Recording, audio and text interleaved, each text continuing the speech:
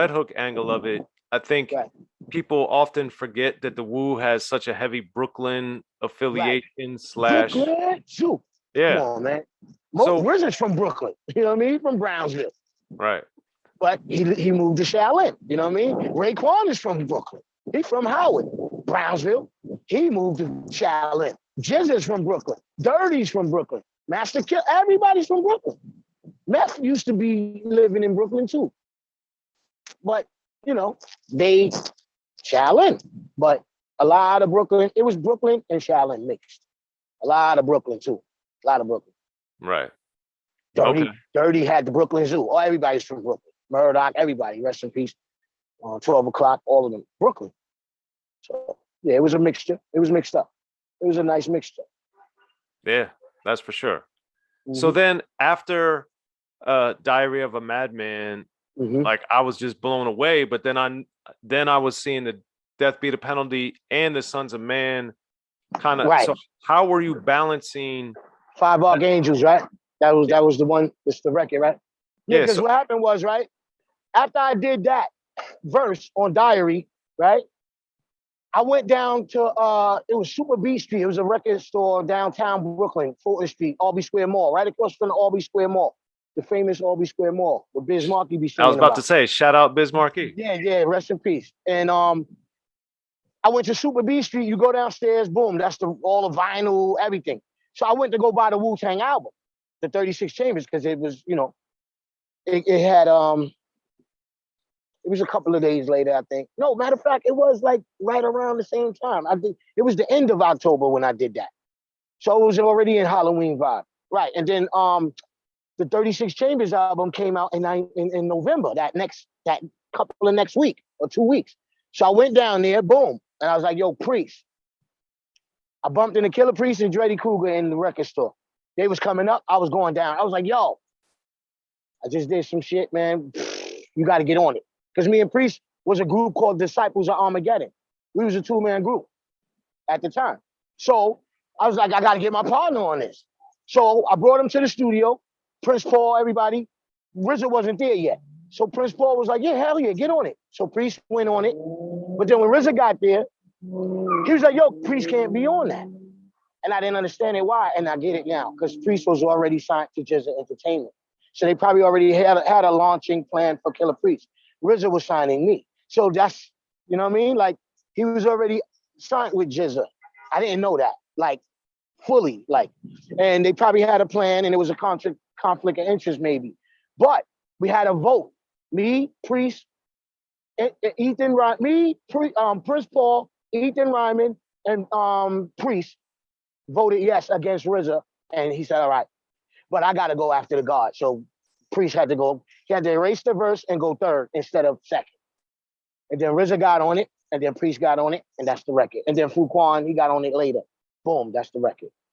So me and Priest, boom, we was buzzing. Everybody loved us. Bang.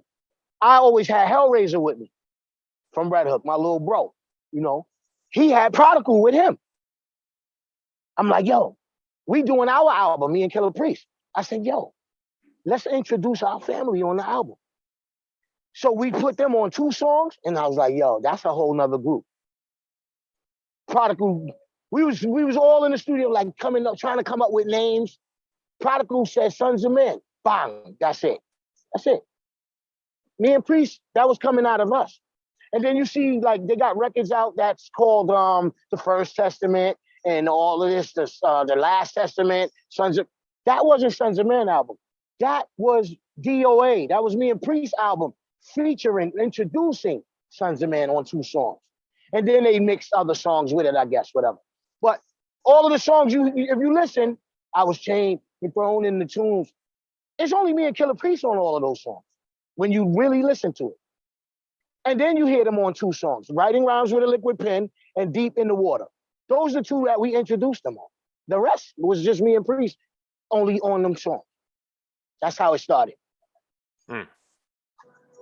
So when I came out with Death Be the Penalty, it was only, and then we did 4. Then Priest was like, yo, I got a partner I used to have called 60 Second Assass. Me and him was the Art of War. He was like, yo, Baz, I know you're gonna love him. If you don't like him, I can't do nothing. But I want to bring him to the session, the next session, and let you hear him. And if you like him, we add him to the group. He came. We had Fourth Disciple in the studio doing the beats. We did Death Be the Penalty and Five Archangels the same day. I was like, when 60, I was like, yo, let him go first. Let's see what he's doing. And when he did that, make way for the warpath, I was like, he's in the group. He killed it. That was his moment to get down with us. So boom, get back down with Priest. But boom, we did it. Plus he was on Cream too. He was the one who, in the beginning, that's 60 seconds. People don't know it. They think it's Buddha Monk. I don't know who they think it is, but that's 60. Yes, on the beginning of Cream, singing. That's 60. So let me ask you this then, because in the modern era, there are very few groups, and obviously, from everything you just described, what I know about you from before talking to you and following all the Wu stuff, groups used to be so big in rap since the beginning.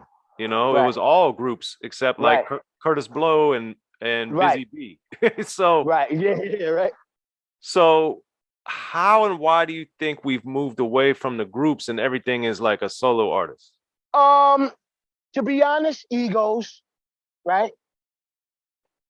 I see egos break groups and make them go their separate ways. But sometimes groups form with solo artists coming together.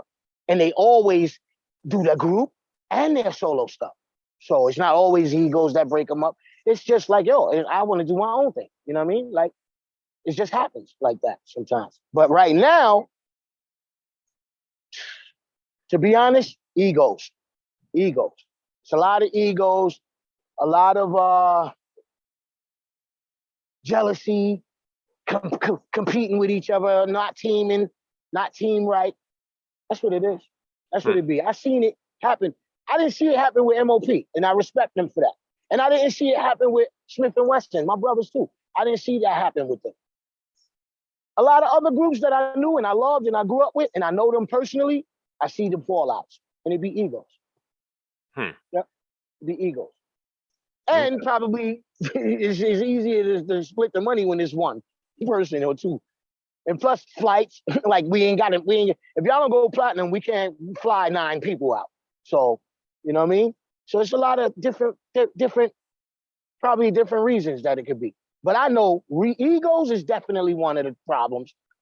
And just people being solo from the beginning. They were solo all this time. They just got with some brothers and they clicked, and they just had fun together. You know what I'm saying? And they just worked. Yeah. So that's like some of the reasons I've seen in my experience in my walk in this hip hop game. Yeah. Now I always thought it was ironic that Death Be the Penalty was on Penalty Recordings. So was that utter coincidence, or did you kind of play off that? I started that label. I named it Penalty Records. Neil Levine, he was around the globe. He was across the street from Firehouse, but I didn't meet him yet. My manager at the time, Killer Priest's cousin, rest in peace, Kev, he was at like 34th Street Penn Station bringing his sister to go home on the train, to down south. And he was driving, he bumped into Martin Moore. Martin Moore had a radio station. I never met Martin Moore. I didn't even know him. Martin Moore had a radio station, and he used to always play Diary of a Madman every day. He loved that, and he loved Tragedy and CNN and all of it. He loved us. So when he saw Kev knew him. Kev was like, "Oh, yo, what up, Martin?" He's like, "Oh, yo, what up, yo?" Because he always see us on that block going up to the studio with Rizzo or whoever. He always saw us. So he's like, "Yo, what's good?" He's like, "Yo, I got something, man. You might want to bring upstairs. Your man still got a label?" I didn't know about it. Prodigal knew them. I think he said because Prodigal lived on that block at the time, so he already knew them.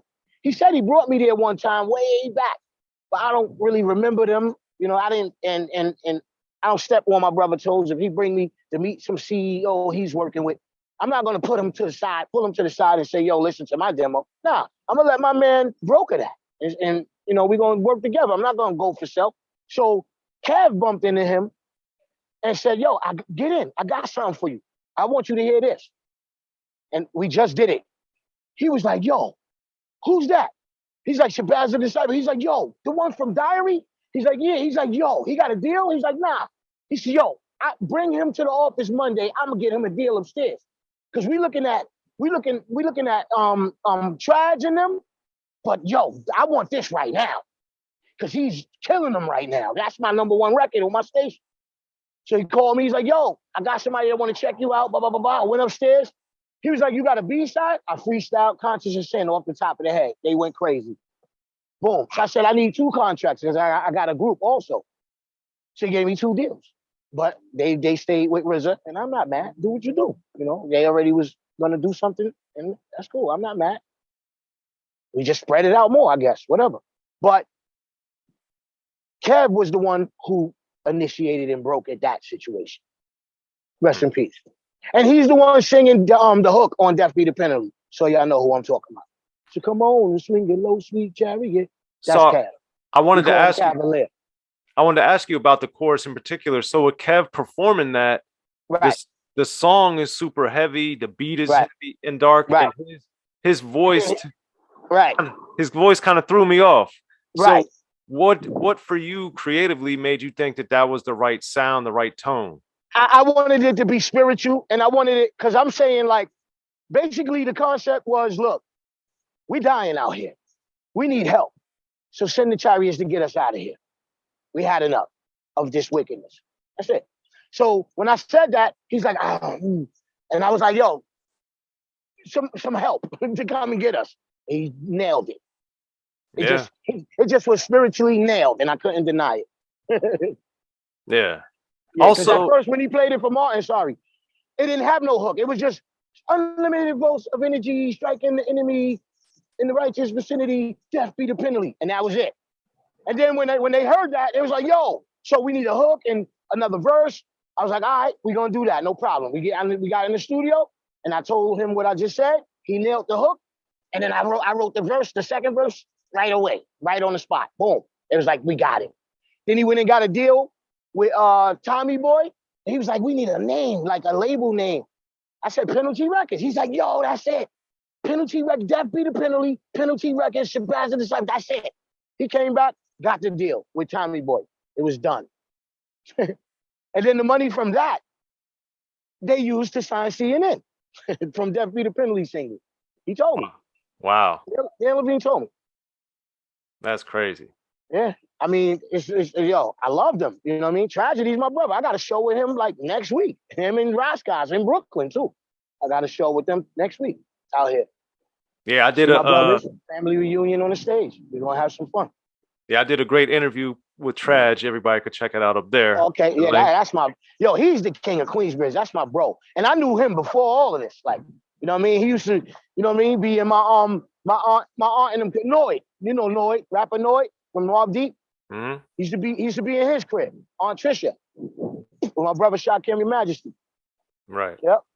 We used to go to Queensbridge and perform in the kitchen for her and her friends. I'm beatboxing, shot rhyming. Traj was in the back room. He was living in the crib. I knew him way back. That's my brother. And when I mentioned what I just said, he remembered and he started a little tearing up like, yo, wow, they saved my life. Wow. Yep. Because he kept going in and out of out of trouble. So right. And I think he lost his parents or something like that. Something crazy that, you know what I mean? He grew up crazy. He had it hard, man. So, I love Traj, period. Yep. Yeah. That's one of my favorite dudes on that mic. Like, especially from the bridge. He's incredible, yo. Yeah. I always remember hearing him on the Marley Marl in Control Volume 1 with Live Motivator and all that stuff. Live Motivator. Man, I bought all of that. Craig G was on there. I bought that cassette back then.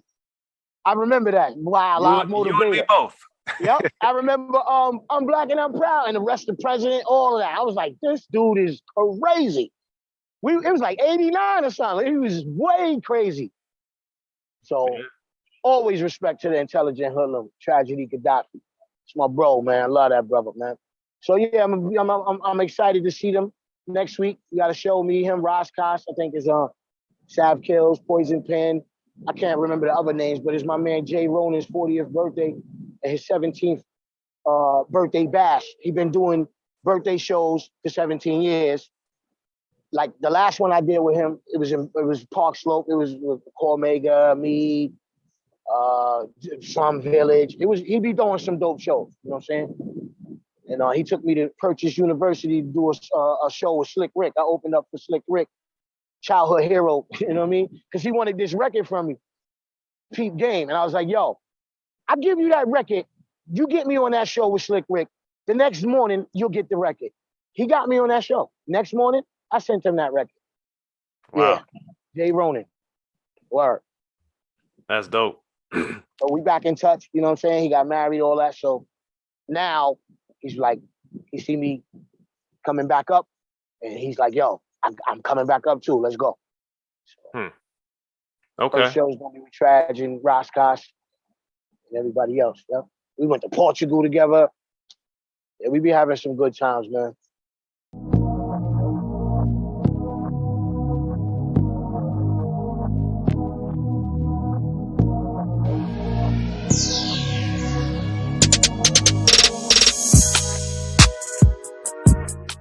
In the beginning, hip-hop was ruled by the East Coast. Then the West Coast rose to prominence thanks to gangster rap. Straight out of Compton, crazy motherfucker named Ice Cube. Hip-hop changed the world. Gangster rap changed the narrative. I'm representing for the gangsters all across the world. And then changed the world again. Cause I'll come and take your life away. The history of gangster rap features unheard stories, unseen photos and documents, all with exclusive interviews from the founders and players who shaped gangster rap. I think a real gangster rapper has to scare you a little bit. The history of gangster rap written by veteran rap journalist Soren Baker. In stores now. Yo, what up? This is DJ Quick. Be sure to pick up my homeboy Soren Baker's book, The History of Gangster Rap, if you really want to know what we do.